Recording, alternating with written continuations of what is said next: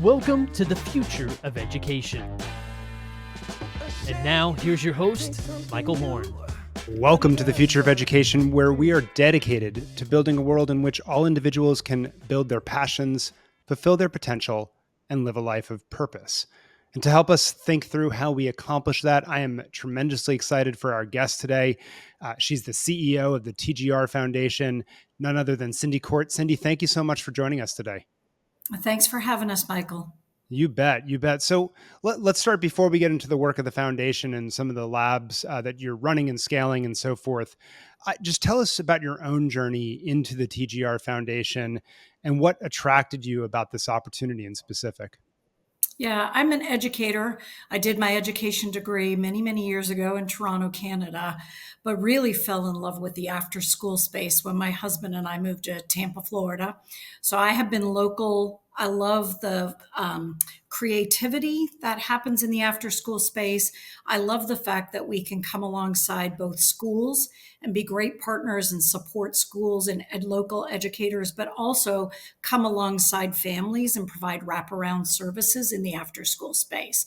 So I've spent the majority of my career either locally with the Salvation Army and over a decade with Boys and Girls Clubs of America, the National Office for Boys and Girls Club Movement. I was their Chief Development and Marketing Officer. So this actually appealed to me because there's a big differential in what Tiger's trying to do here. The mission is very clear. It's about empowering young people to pursue their passions, a little similar to your mission, but through education. And so it's not just in the after school space, but we run programs during the day, and we have kids come in from local schools all over Anaheim. And while they're getting hands-on creative STEAM curriculum, their teachers are getting teacher education. So we have this beautiful 35,000 square foot beautiful facility that has the latest technology in it, but it's not just used after school, it's used all day long. So it attracted me that this wasn't just after school, that this was actually a partnership with schools. It was after school. So there's a big differential here that I feel like our kids and our communities need. So that was incredibly attractive to me. That is exciting. And what an opportunity. When I hear you talk about it, I always think after school in these wraparound areas are what I would call in our research areas of non-consumption, where the alternative is nothing.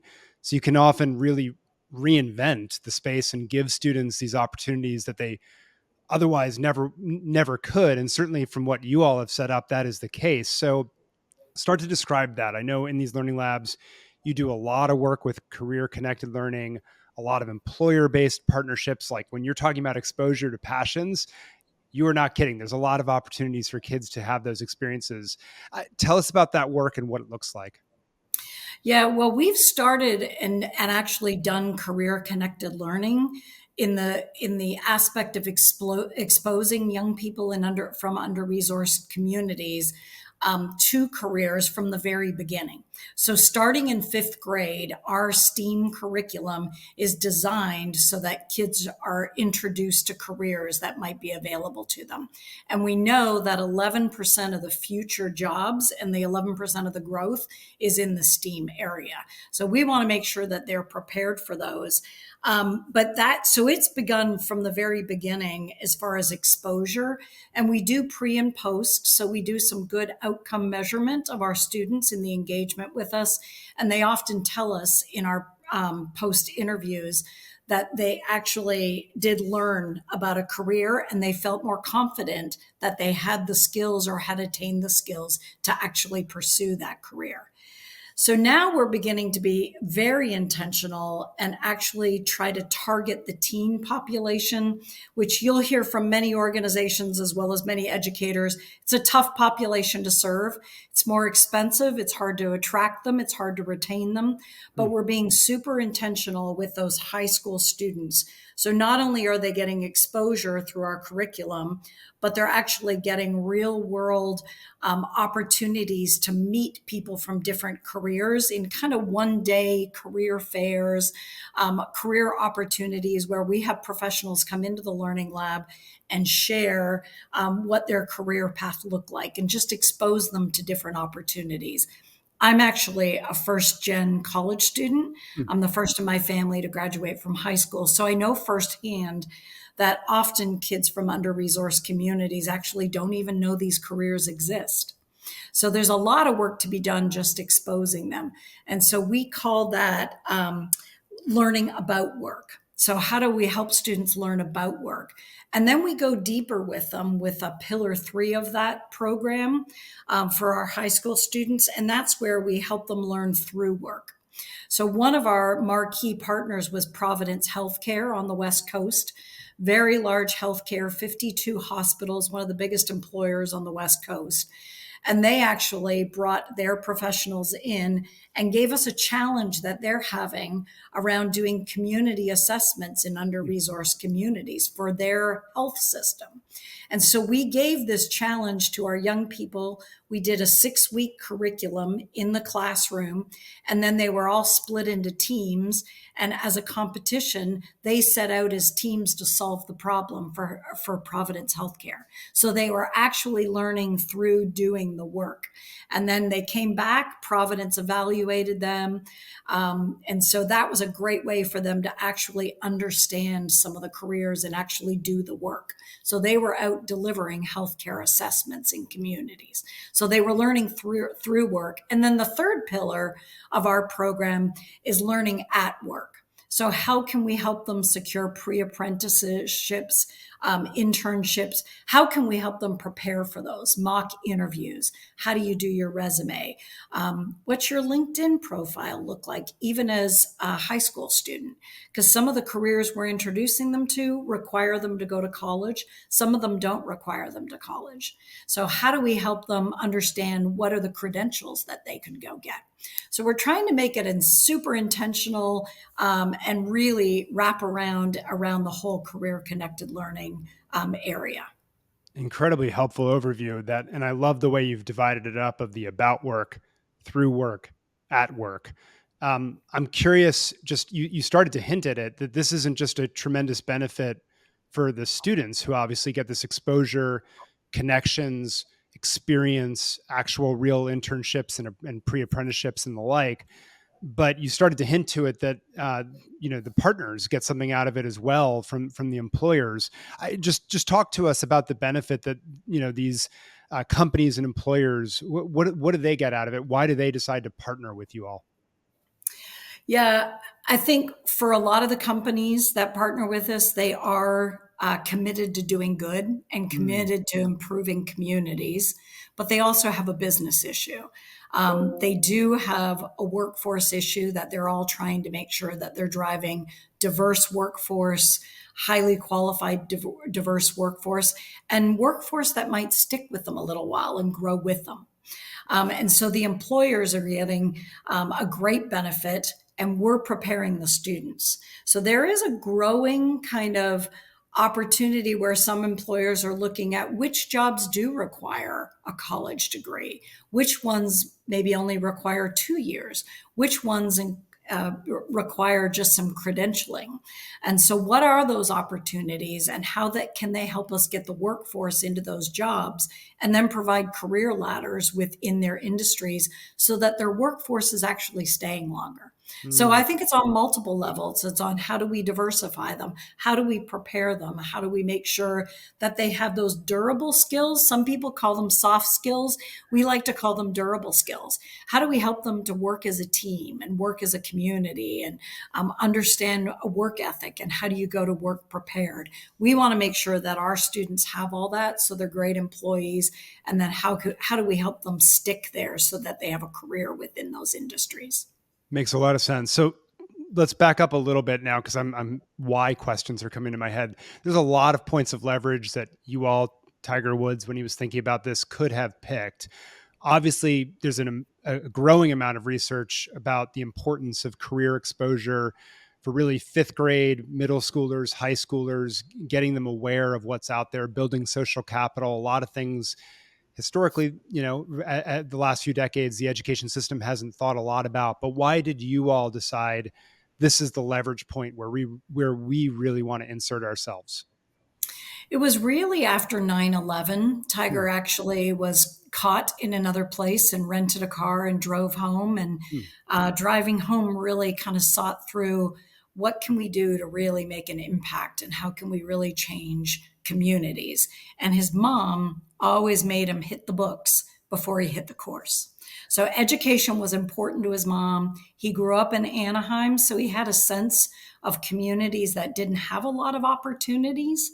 And so I think all of those factors together had him coming back from that trip after 9/11 saying, what can we do in the Anaheim community where I grow up to really go deep and ensure that kids can chase their dreams and that they have a safe place to do it with. So I think it really came from multiple things, but they all converged around what a lot of us did after 9/11 is to rethink, how can we do more? Completely. So then talk to me about this.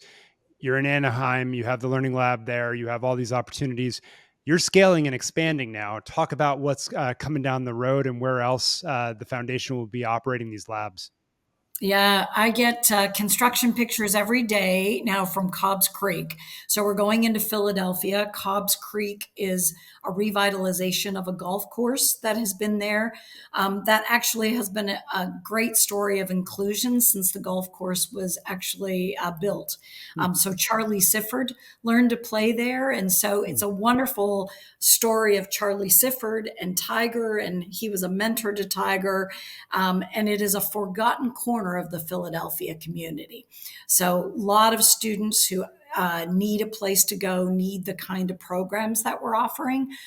So we're going into Philly. We open the doors. We'll actually get the keys December 11th, not that we're counting days, but we'll open the doors in early February of 2025. And then the next year after that, we'll be in LA, just beside Los Angeles International Airport, and on a very large campus called Lulu's Place. Which is being built, and we've broken ground there with a philanthropist named Doug Kimmelman and the Kimmelman Family Foundation, and it is a partnership with USTA.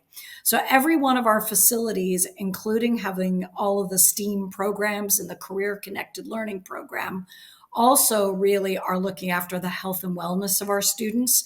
So every one of them has some opportunity for kids to go outside, be active, learn about hydration, explore things. Again, they may not have an opportunity to play golf or tennis in the communities where they grow up.